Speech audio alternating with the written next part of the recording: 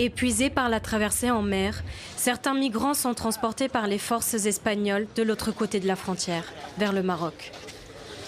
À peine 2 jours après être arrivés à Ceuta, ces jeunes rebroussent chemin, le rêve d'une vie meilleure en Europe, brisé en quelques heures. On s'imaginait que le paradis se trouvait derrière la clôture. On a franchi la clôture et on s'est retrouvé en enfer. Ici au Maroc, on mange et on boit et on est choyé et honoré. Mais là-bas, il n'y a même pas d'eau à boire, il n'y a rien et la violence règne.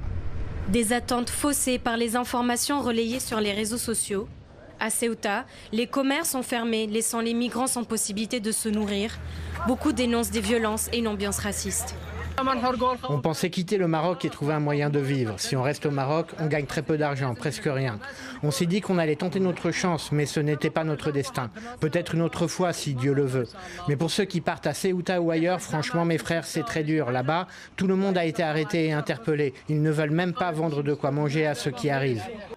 Désabusés, ces Marocains appellent leur gouvernement à agir pour aider la jeunesse du pays. Je tiens à présenter mes excuses au peuple espagnol, à tous les Espagnols. Nous ne sommes pas responsables de ce qui s'est passé.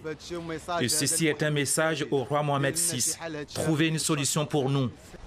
Parmi les milliers de Marocains qui ont fait la traversée, plusieurs Africains en transit dans le pays ont profité de la situation. C'est le cas de Moujahid, soudanais, basé au Maroc depuis plus d'1 an. Il cherche l'asile politique en Europe. Je préfère mourir ici, plutôt que de revenir en arrière. S'ils doivent me renvoyer, ils doivent me renvoyer dans mon pays. Est-ce qu'on peut renvoyer des gens vers un pays en plein conflit, en crise, en guerre? Nous sommes des êtres humains.